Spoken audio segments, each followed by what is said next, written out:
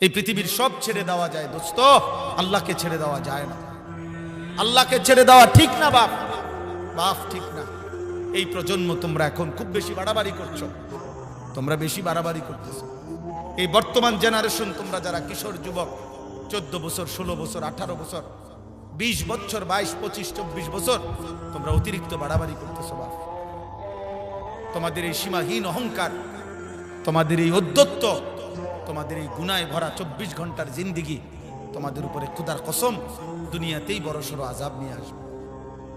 প্রিয় বাপ আমার, সন্তান আমার, আমি বললাম তোমরা এমন অগণিত ছেলে, তোমরা এখানে সারা বাংলাদেশের ছেলে না, মনে করো 10, 20, 50 কিলোমিটারের ছেলে, তাহলে 20-50 কিলোমিটারের ছেলে তোমরা, আমরা যদি এখন দাঁড় করাই তাহলে অধিকাংশই মিলবে বেনামাজি।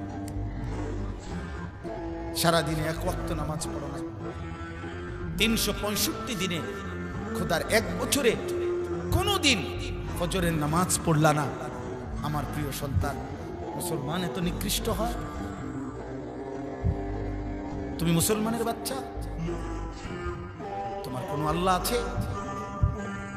তোমার কোনো নবী আছে? তুমি মুসলমান? 365 দিনে, খোদার এক বছরে কোনোদিনও ফজরের নামাজ পড়বা না? তুমি মানুষের বাচ্চা? তুমি মুসলমানের সন্তান। এক পবিত্র মা 2 বছর তোমাকে বুকের দুধ পান করাইছেন। এই 2টা বছর মা বুকের দুধ পান করাইতে কত লক্ষবার গালে মুখে চুমা দিছেন, আদর করছেন, বুকে জড়াইয়া ধরছেন।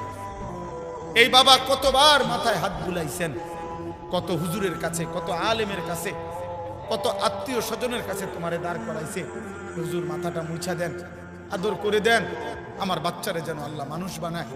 কত মানুষের হাত বুলাইছে, দোয়া করে দিছে। তোমার চাচি, তোমার মামি, তোমার ফুফি, তোমার খালা, তোমার দাদি, তোমার নানি, তোমার দাদা, তোমার নানা, তোমার গ্রামের হুজুর, তোমার মসজিদের ইমাম সাহেব, তোমার মসজিদের মুয়াজ্জিন, তোমার এলাকার কোনো আলেমে দ্বীন, এতগুলো মানুষের হাত বুলাই দিছে। মা তোমারে পবিত্র স্নেহে বুকের দুধ পান করাইছে। বাবা তোমার জন্য উপার্জন করতে গিয়ে মিনিটের পর মিনিট, ঘন্টার পর ঘন্টা, ভরা দুপুরে মাথার ঘাম পায়ে ফেলাইছে। এমন মালিক ভুললা কেন?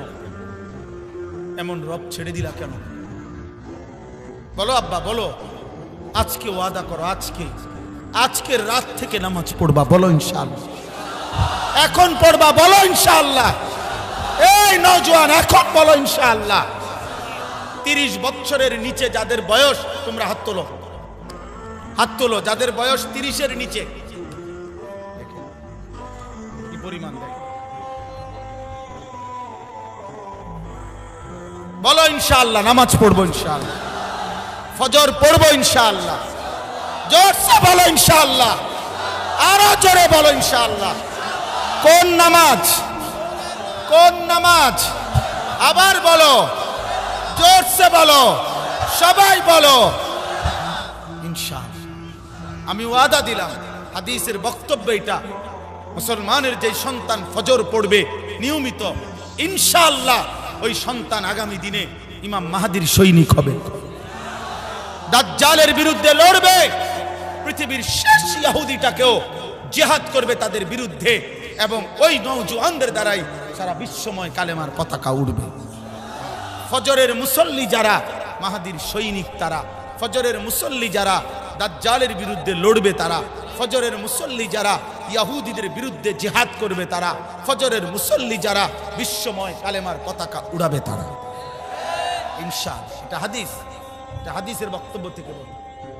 মাহদী আসবে, ঈসা আলাইহিস সালাম আসমান থেকে নামবে, দাজ্জালের জুলুম চলবে, আর ঈসা নবী আর মাহদী ফজরের মুসল্লিদেরকে সাথে নিয়ে শেষ যুদ্ধ দাজ্জাল এবং ইহুদিদের বিরুদ্ধে চূড়ান্ত শেষ লড়াই শুরু হবে ফজরের নামাজের পরে। ফজরের মুসল্লিদেরকে সাথে নিয়ে, ফজরের মুজাহিদকে সাথে নিয়ে আসরের নামাজের ভিতরেই মসজিদে আকসা বিজয় হবে, দাজ্জাল নিহত হবে, শেষ ইহুদি কুত্তাটাও নিহত হবে, ঈমানের পতাকা উড়বে ইনশাআল্লাহ। এটা হাদিসের বক্তব্য। যেন তোমার মতো মনে রাখো, নারী, ছবি, উলঙ্গ দৃশ্য, জিনা, ব্যভিচার, মোবাইলের অস্থিরতা, বেঈমানের মতো চুল চেহারা, তোমার মতো অপদার্থ ছাড়াও ইসলাম টিকবে, তোমার মতো আঙ্গাল কাঙ্গাল ছাড়াও ইসলাম থাকবে। তুমি কামে লাগবে নারী।